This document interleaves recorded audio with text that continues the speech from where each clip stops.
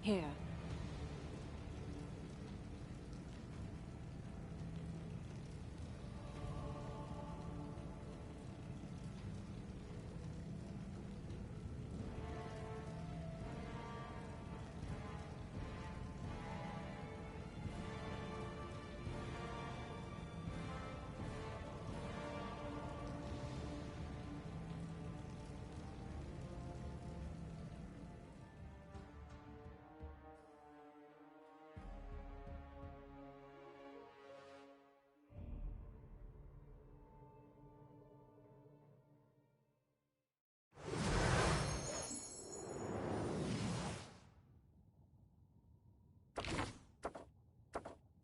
I stand ready.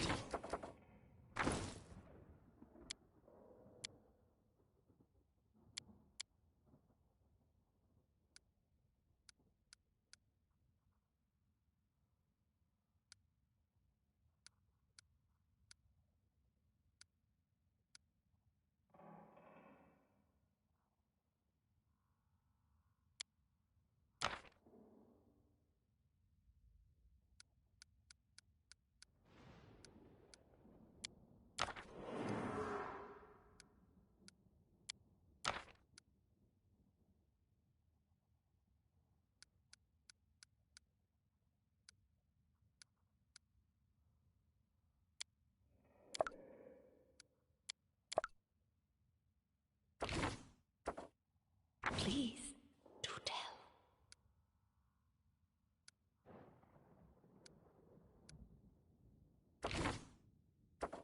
So, any brilliant ideas?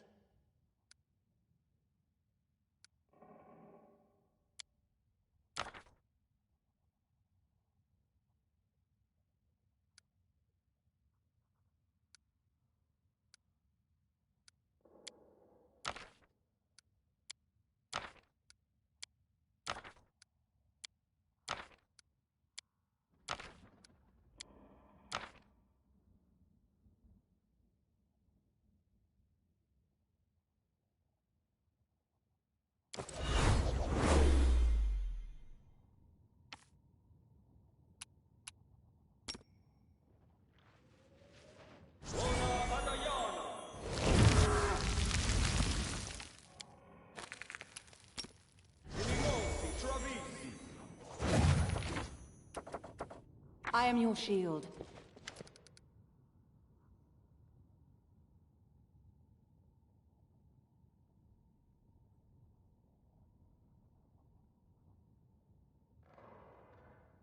My spring. Greetings, eldest. Do you hear the distant thunder? The time has come. The time to settle everything once and for all. Words, words. How little value we attach to them, and how much they truly mean. But I've grown tired of words and prophecies. I will no longer predict chaos and death. Instead, I will show them to you, myself. Oh yes, the time has come! The time of fate and curses! We will prevail!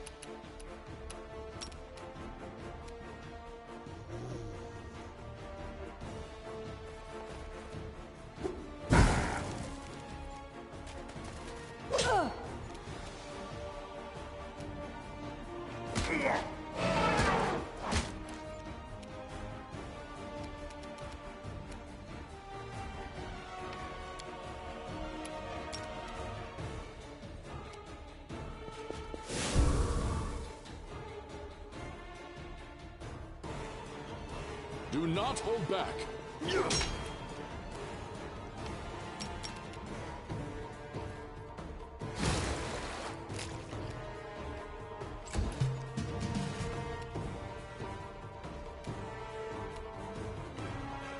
Stay behind me!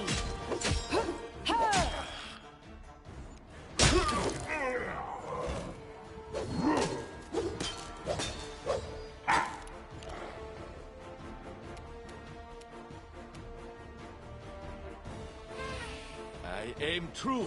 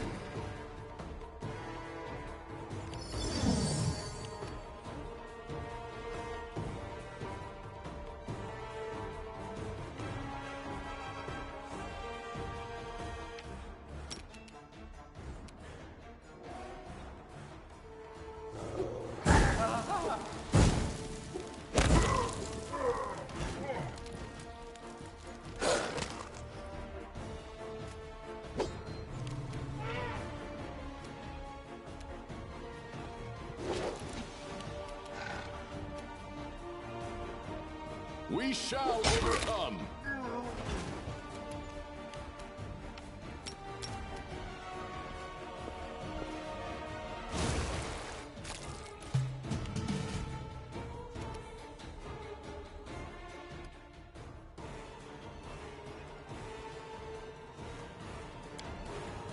Let us strike as one!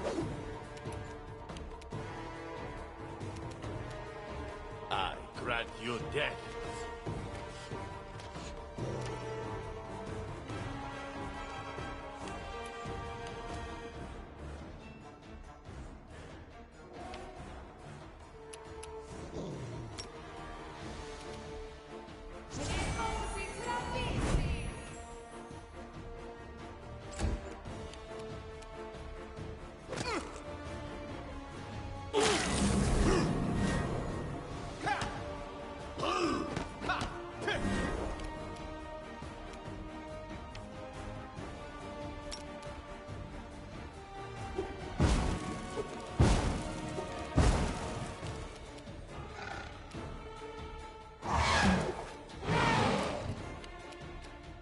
Attack!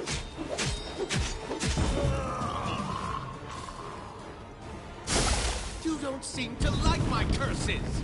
Maybe you like my jokes better? We will prevail.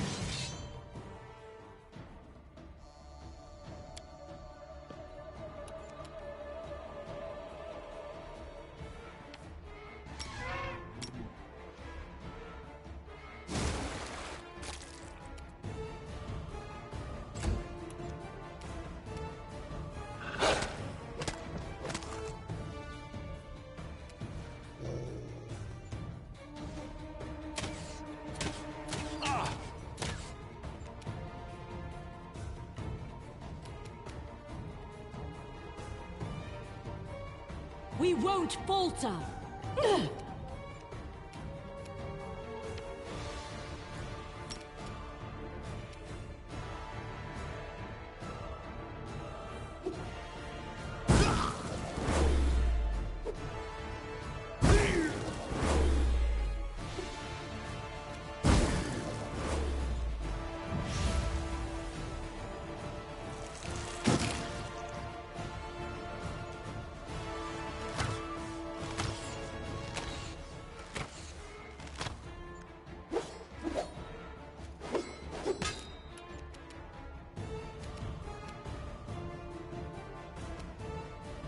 cannot hide from me.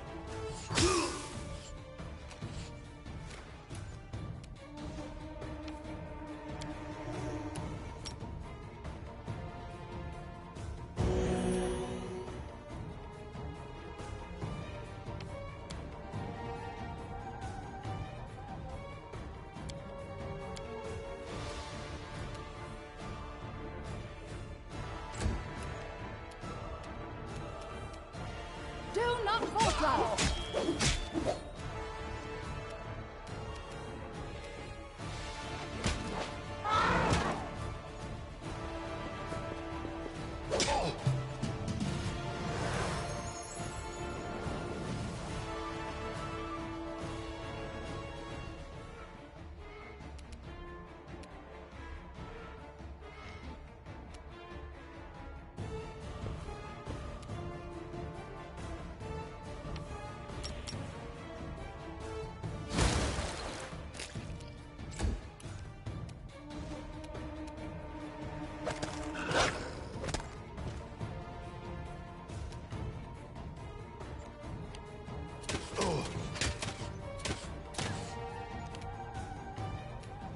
Forwards!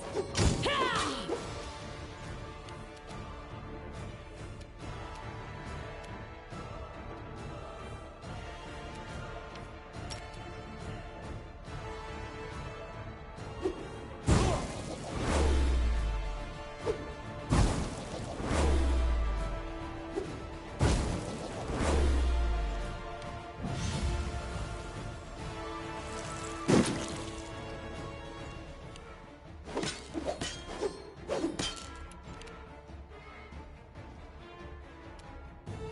Nowhere to run.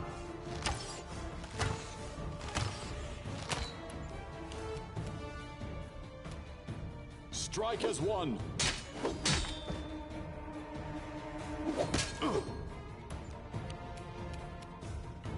Onwards!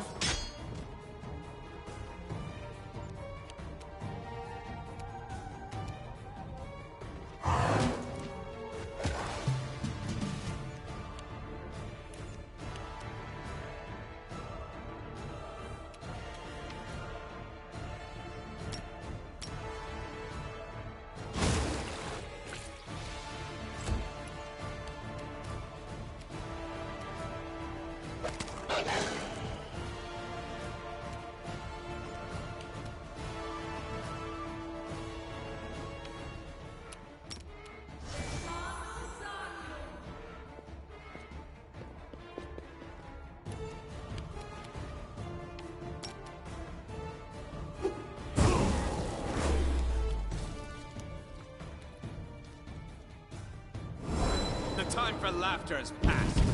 It's the hour of hunting and chaos.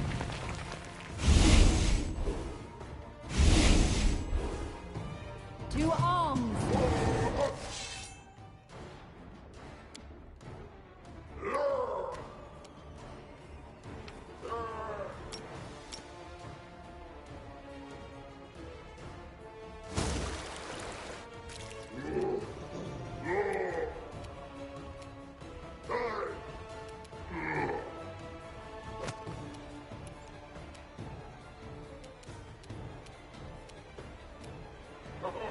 I aim true.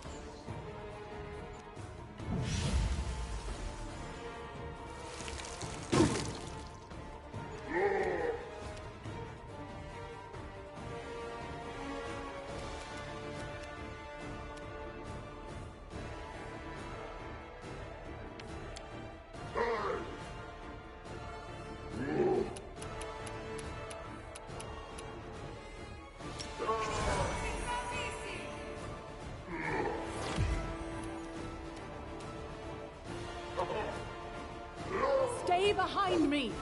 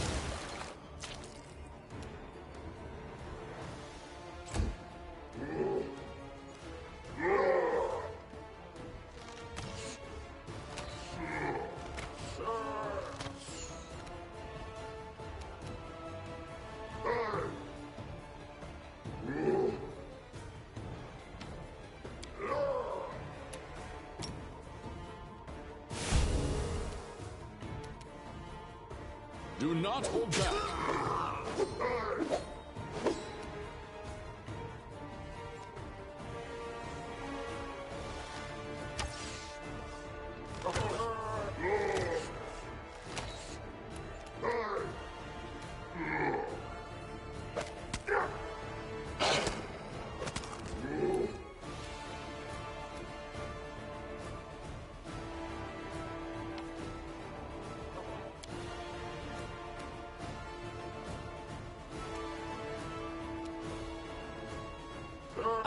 Good, you dead.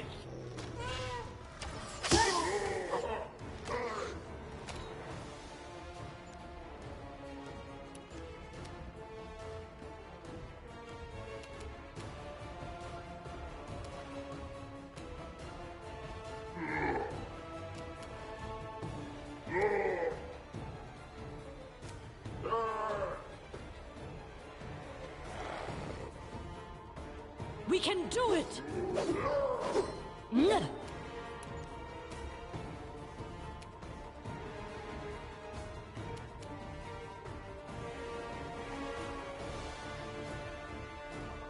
Let us strike as one!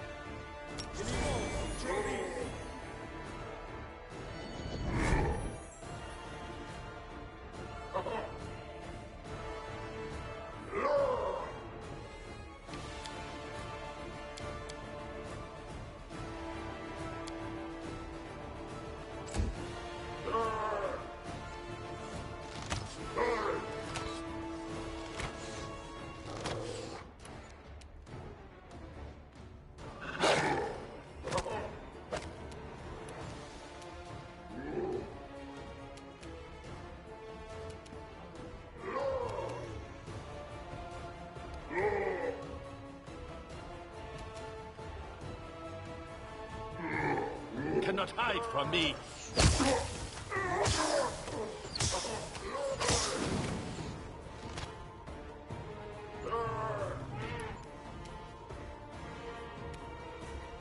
Strike with all your might!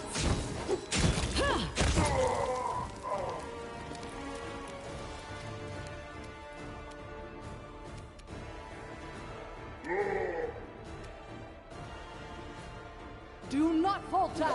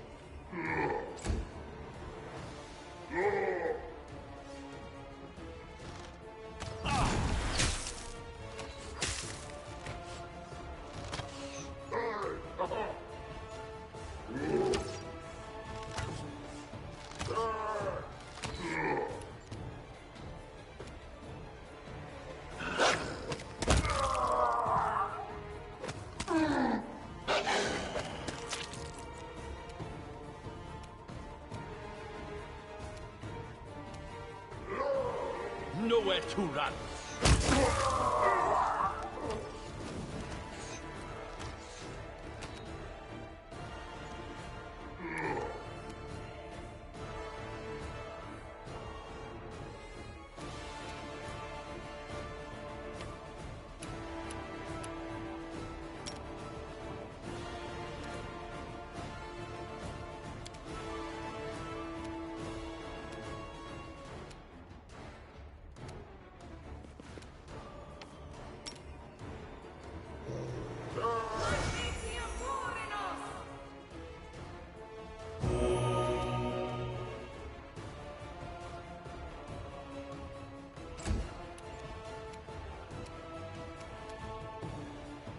Onwards!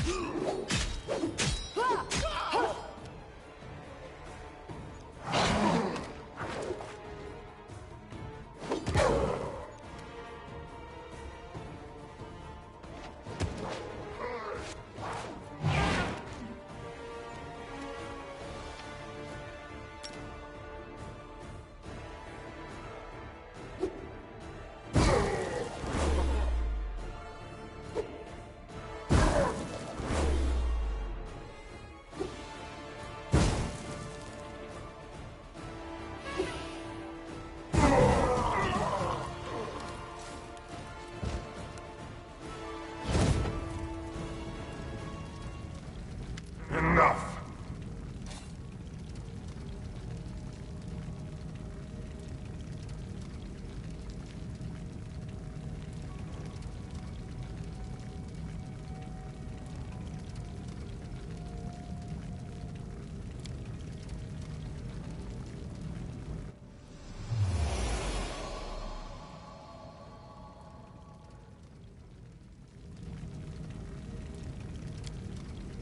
Time for masks is over. You risk challenging an eldest, and I accept the challenge. You will fight not a mere embodiment, but my true essence. This is my essence. I don't need magic or servile monsters to destroy you. Words are enough. Yes, words. I once told you, words spoken in the right time and place possess the power of a storm. You lightheartedly answer that you know what your power and essence are. Duty, and the desire to make the world a better place. I remember your answer. The world remembers it too. Your answer, your heart, your essence. Now, cursed King, I'm taking this part of your soul, as I took away Nerissa's ability to love. What you called your essence is yours no more.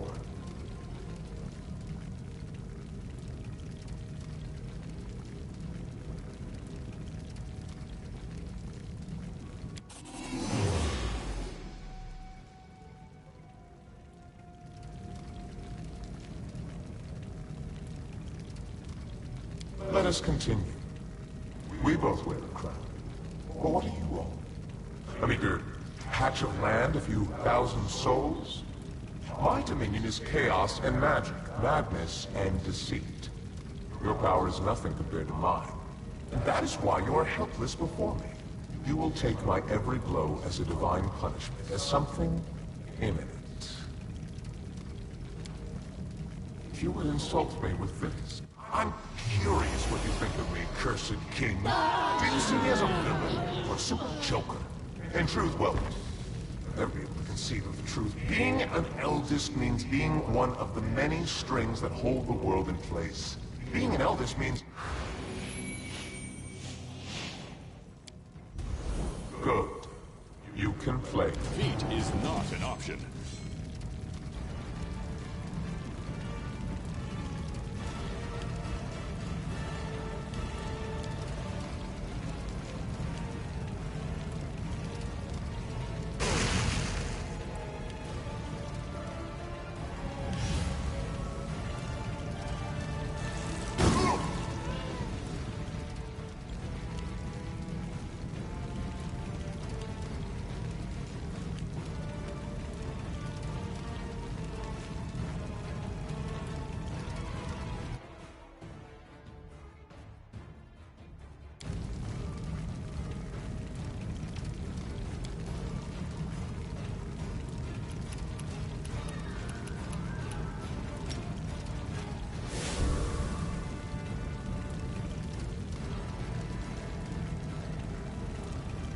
We shall overcome.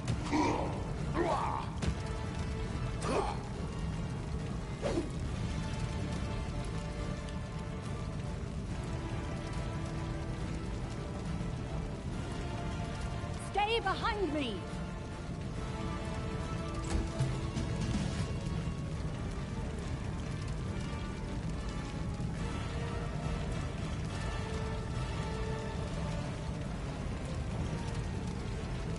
I aim true.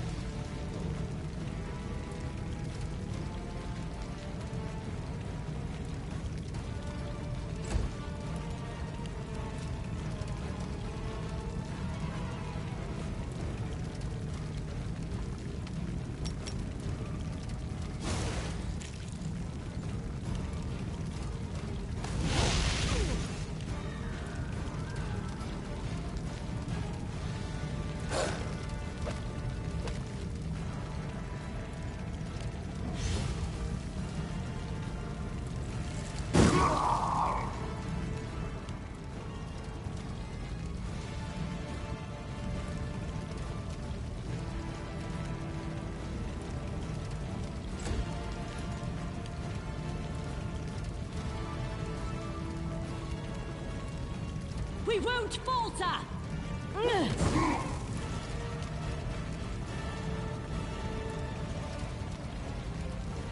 Attack!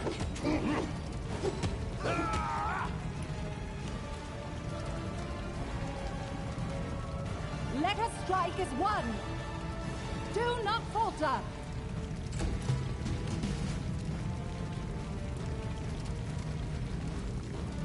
I grant you death.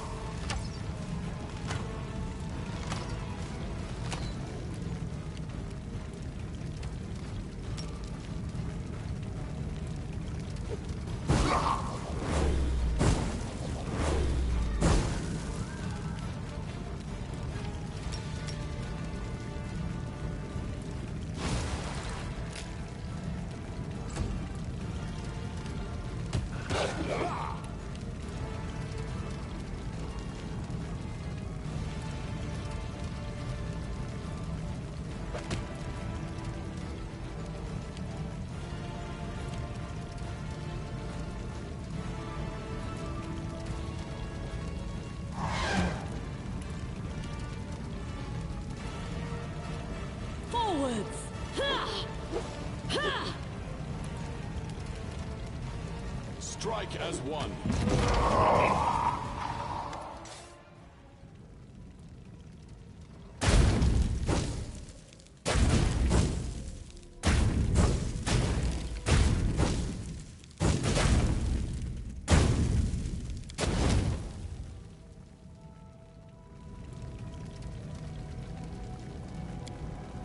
Defeat. What a refreshing feeling. I don't remember sensing it for a dozen millennia. But what's next? How will you end this story? Listen, I know a good ending. Elegant and refined.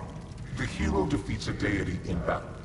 Impressive. It grants the victor power and immortality. The hero enters the chambers of the deity to become his champion and herald. Eternal, powerful, equally glorified both in the first world and in Valerian.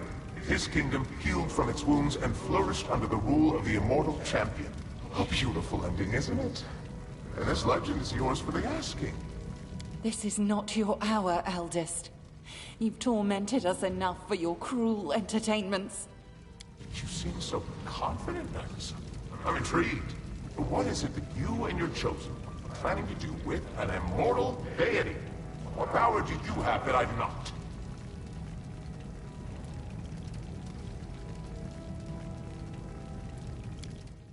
Look into the eyes of your lost image, Lantern King. Look at what you once were, and listen to my words. You made me your puppet, but I have won my freedom. You stole the essence of my soul, but now it is returned. You cursed me, but I do not accept this curse. I reject the path you cut for me. I will not be what you would make me. I fear no punishment. I will not bow, and I will not turn back. I do not seek your forgiveness.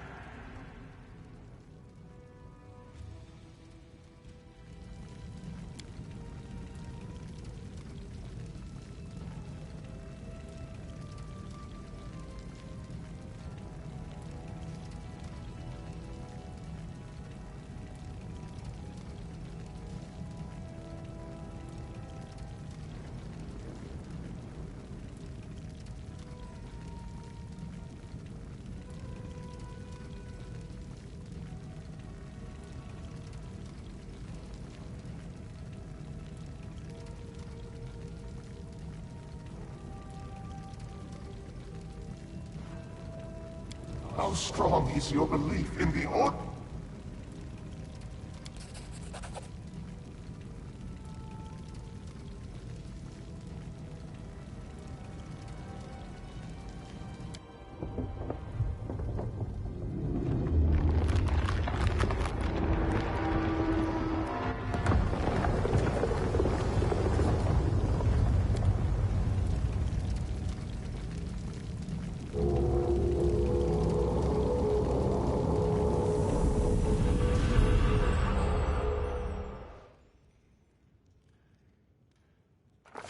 That's how the story ended. The Lantern King vanished without a trace, and we never heard from him again. Nyrissa helped return the kingdom to Galarian and followed her beloved there. After celebrating the victory with great fanfare, everyone began work on restoration efforts. Nyrissa helped the king in every way possible, and she quickly came to be loved across the country. No one would have thought that this kind nymph was a former villain, so recently guilty of causing all those afflictions. Under the wise leadership of the king, the stolen lands became a true country. There was still much to be done, of course, and some of it will need to be finished by our heroes' descendants. But there are no longer cut purses on every corner, and the peasants aren't afraid some new self-proclaimed chief will show up and strong-arm himself into power. The feud between Brevois North and South, which had been smoldering for ages, finally sparked the fires of civil war. Our troops lent aid to the forces of Restov, led by Sword Lord Jamandi Aldori. After several bloody battles, House Sertova was forced to recognize Restov's independence. The victory came at a high price, but we have no more loyal ally than once more free Rostland. Kasil Eldori, who lost an arm during the war, became a permanent ambassador of Rostland at our court. Led by careful, level-headed Dugoth, the Tiger Lord's tribe reunited and started to lick the wounds left by the erratic Armagh. Little by little, they once again became one of the strongest mercenary armies in the region. Dugoth always assured our king of his friendship, but the king always stayed on his toes, understanding that anything could happen when that old fox is around. Pitax almost returned to its former state. A joyful city filled with beers of dubious quality and deals of questionable legality. The old trade houses lost the crown, but they retrieved the property Iravetti had taken from them. Soon, Pitax became almost like a second capital in the kingdom, a thriving city through which rivers of money from across the region ran. Unfortunately, we get much less of this money than we would like. Governor Lyachenza turned out to be helpless against widespread embezzlement. Self-administration turned the Academy of the Arts into a strange place. The court sycophants were quickly ousted. It turned out they weren't welcome when there wasn't someone like Iravetti constantly ordering odes to themselves. In their place came a motley, unpredictable crowd. Eccentrics, fashionable authors of popular prints and cheap novels, charlatans, scribblers with delusions of grandeur, as many as 3 feuding experimental theaters, and even a few truly unappreciated geniuses. The Academy is not only highly esteemed, there's no place like it, even in Absalom. Trolls and kobolds, 2 of the most savage native peoples living in the Gnarl Marches, were completely exterminated in the region. The forest paths became much safer, and the peasants' cattle have stopped going missing. After enduring so many storms and troubles, Varnhold eventually turned into a real city. Daring settlers decided to conquer the vast, wild expanses of Dunsword, and despite all odds, they succeeded. The modest colony that almost vanished at the hands of an ancient lich turned everything around to become a thriving city with lively river trading.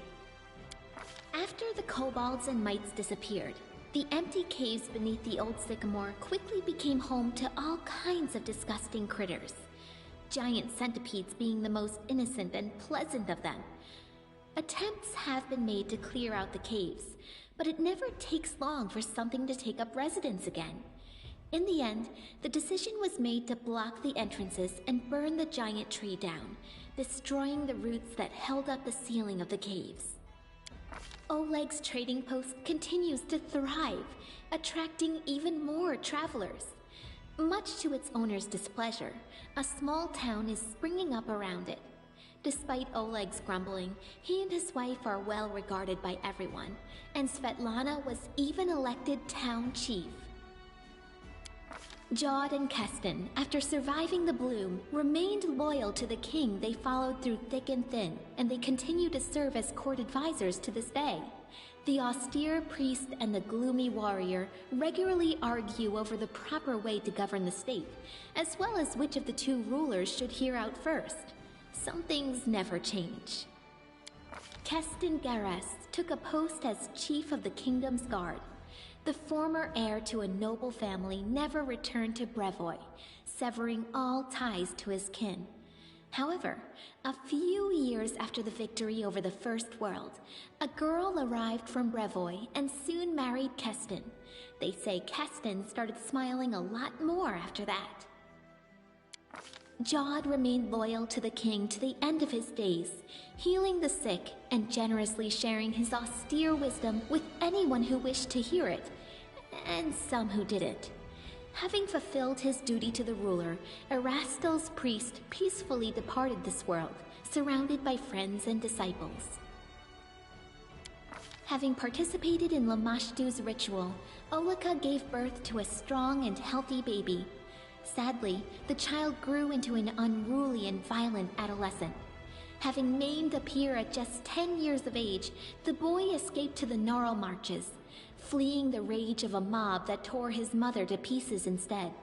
No one knows what happened to the lad, but legends of Lamashtu's child, who sometimes kills lost travelers and sometimes leads them to safety, are passed on by word of mouth throughout the area. The Fae took a fancy to the kingdom, feeling totally at home here. They often play various pranks, but they never do any serious harm. Falcos and Teresia managed to restore the magic forest. Once freed of the anger of the Scythe Tree, people returned to the abandoned village, and it became a haven of friendship between the Fae and ordinary people, just like old times. The lizard folk of the Longtail tribe returned to live on the shores of Candlemere, but they couldn't return to their ancient way of life. Living alongside people, the lizard folk adopted their behaviors, habits, and even religion. More and more of the Longtail tribe pray not to the spirits of their ancestors, but to Erastil or Gorum. They even began to forget their original language. I hope someone writes down their songs and legends before they all sink into oblivion. The Sweet Teeth departed on a journey, hoping to see as many wonders as possible of this world and others. They keep sending us news from every corner of the map. Their bright painted wagon, drawn by a bull mastodon, crisscrosses Galarian, somehow appearing in the center of one incredible story after another. Evindra settled down in the Tuskwater and visits the capital often. She became a friend to the people of the kingdom, helping them and teaching them how to treat the lake life with care. Parents allow their children to swim in the Tuskwater at any time, day or night, secure in the knowledge that she'll look out for them. After Nyrissa's curse was lifted, the maimed face of the last defaced sister began healing, little by little. She still keeps her distance from people, but she's always glad to see the king. After the victory, the storyteller abandoned his affairs and began spending a lot of time alone in contemplation. He eventually bid farewell to the king and left his lands, but I suspect the inhabitants of Galarian haven't heard the last of this mysterious traveler, for his own story is hardly finished. Amiri stayed close friends with Nylak, but she remained a pariah to all the other members of the Six Bears tribe. Despite all the wisdom of their new chief, the tribe never found its place among the unfamiliar plains and cities, and they soon broke apart. The two friends left the kingdom together, setting off to find their own adventures, enough that it would take a separate book to tell them all. Valerie stayed to serve the king, and to this day, she terrifies anyone who would dare break the law. Forceful and assertive, Valerie has finally shed her crowd of admirers and set herself upon the path of ultimate law, the same path so honored by the austere Hell Knights. Need I even mention that Valerie eventually decided to try on their black armor, only to find that it was a perfect fit? Harrim became famous, respected by dwarves throughout our kingdom as well as our neighbors, even as far as the Five Kings Mountains. He's often been asked to help out or teach others, and he's never denied anyone, despite his grumbling. Some people even listen to his preaching. Lucky for us, there's a lot less howling about the end of the world now, and more wise words of moderation and humility. Not all of his disciples turned to Grotus, but everyone took away something useful from his teachings. Octavia didn't stay still for very long. Soon, she and Reg went to Numeria and started a huge slave rebellion there. They didn't manage to destroy the Technic League, but to this day, slaves speak their names with admiration, and slavers with terror, Over the course of their journey, the two grew as close as ever, leaving their quarrels and resentments behind. After returning from Numeria, Octavia settled in her mother's house and became the king's advisor and loyal companion. Rigangar left for Numeria with Octavia to start a slave rebellion.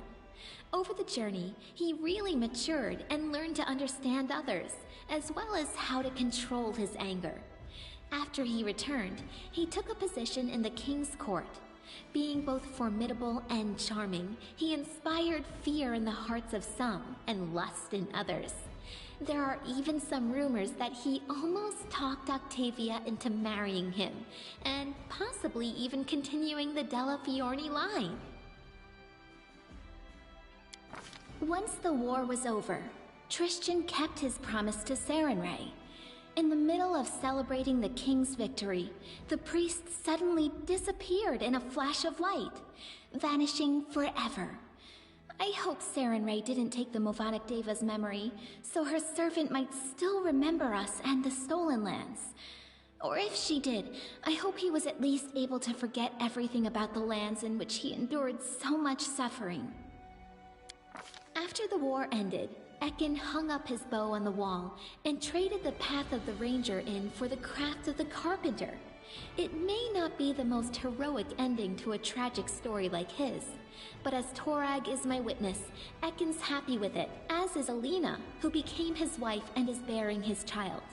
Any baby born into this family will be pretty lucky, since the king himself still visits his old friend and will likely become the child's patron. Jubilost returned to the life of a traveling explorer, frequently visiting his favorite kingdom. He said so himself. His famous work studying the First World all opened with a dedication to his longtime companion, the king. Another name was also mentioned, 2Z, my guide and inspiration. Admirers would ask Jubilost many times about this mystery lady, but he would only chuckle, hitch his knapsack on his shoulder, and return to storm the vast expanses of the First World once again. As for Knock Knock, apologies, I mean Hero Knock Knock, he continued his questionably heroic efforts in the Stolen Lands. Despite whatever mess he fell into, no matter the danger he leapt into, he always seemed to scrape through just a little better off than before. Like true heroes, he simply never gave up, struggling on and meeting the challenge of each new day with a spirit that no mishap or misfortune could ever quell. The slightly inaccurate statue of him and the king still stands in the square to this day.